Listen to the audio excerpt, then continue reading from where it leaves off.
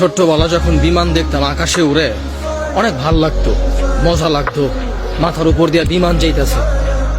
আর এখন যখন ওই বিমানে উঠছি তখন বুঝতে পারছি যে কতটুক যন্ত্রণাদায়ক এই বিমান।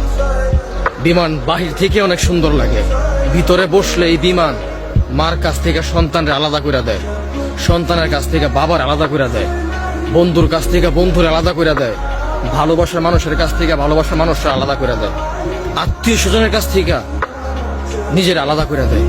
বিমান হইতেছে একটা স্বার্থপর গাড়ি, যেই গাড়িতে একবার উঠলে কবে আবার এই গাড়ি নিয়ে আসবে তার কোনো গ্যারান্টি নাই।